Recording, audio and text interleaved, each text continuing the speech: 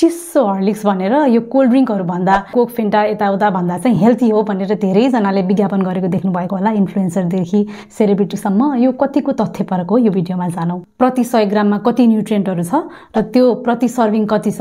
हर्लिक्सले त 2 सर्भिङ खुवाउनु बच्चाहरूलाई दिनमा 2 चोटि खुवाउनु भनेर भनेको छ नि त एडभर्टिजमेन्टमा। सो त्यो कति छ र हाम्रो आवश्यकता कति हो त्यो न्युट्रिएन्टहरूको। अब जस्तो सुगरको हकमा कतिभन्दा धेरै नखानु भन्ने छ, अथवा क्याल्सियमदेखि लिएर प्रोटिनहरू कति खानु भन्ने छ नि, जुन RDA हुन्छ नि, यति खानु, यति आवश्यकता पुरा गर्छ भन्ने, त्यो हदमा चाहिँ कति चाहिँ पुरा गर्दो रहेछ त भनेर मैले क्यालकुलेसन गरेको थिएँ। त्यो गर्दाखेरि चाहिँ जति प्रचार गरिएको थियो चिनी नै चिनीको ड्रिङ्क हो भनेर धेरैले भनेको सुन्नुहुन्छ नि, त्यस्तो चाहिँ होइन रहेछ। बार्ले यो जौ गहुँहरूलाई चाहिँ माल्ट बनाएर भनौँ न, त्यसलाई उमारेर अनि त्यसमा भएको स्टार्चहरूलाई चाहिँ ग्लुकोजमा परिणत गरेर, नेचुरल नै त्यो गर्दाखेरि परिणत हुन्छ, त्यसरी चाहिँ बनाइएको रहेछ। तर जुन एक्चुअल एडेड सुगर हो त्यो चाहिँ धेरै छैन।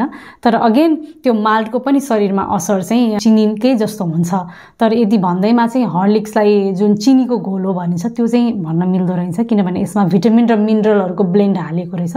सर्टेन भाइटामिन्स मिनरल्सहरू चाहिँ यसमा राम्रै मात्रामा छ। सो तुलना नै गर्ने हो भने यो सोडाहरू भन्दा, धेरै कोल्ड ड्रिङ्कहरू भन्दा चाहिँ केही हदसम्म हेल्दी नै भन्न सकिन्छ यसलाई।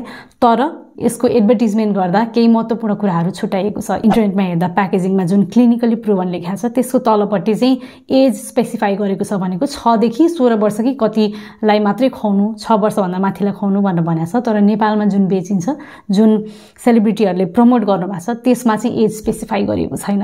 मैले एकजनाको प्रचारमा चाहिँ देखाएको थिएँ, उहाँले चाहिँ यो सानो नानीलाई चाहिँ तिमी जत्रो भएपछि भनेर इङ्गित चाहिँ गर्नुभएको छ, धेरै सानो बच्चालाई चाहिँ नखुवाउनु है भनेर इङ्गित चाहिँ गर्नुभएको छ।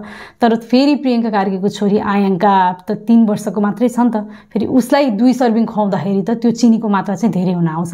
सो एज वाइज अलिकति ठुलो टिनेजरले खाँदाखेरि चिनीले असर नगर्ला, तर फेरि सानो बच्चाले खुवाउँदाखेरि त्यसले असर गर्छ। सो त्यो एडभर्टिजमेन्टमा अलिकति चनाखोपना, त्यो बाठोपना चाहिँ देखाइएको छ।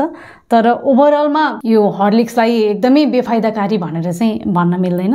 तर अगेन हर्लिक्स चाहिँ खानुपर्छ भन्ने पनि छैन। हर्लिक्स चाहिँ टल बनाउँछ, यो बनाउँछ भनेर पनि उनीहरूले गरेको स्टडीले मात्रै देखाएको हो। मैले त्यो स्टडी पनि पढेको थिएँ, त्यसमा अरू इन्डिपेन्डेन्ट पार्टीले स्टडी गरेको पनि छैन। सातुदेखि लिएर अरू कुराहरू खान पनि सकिन्छ, तर यसमा भिटामिन र मिनरल ब्लेन्ड भएको भएर केही न केही हदसम्म यो फाइदाकारी चाहिँ छ। तर एडभर्टिजमेन्ट गर्दा अझ विचार गरेर गर्नुपर्ने चाहिँ मैले देख्छु।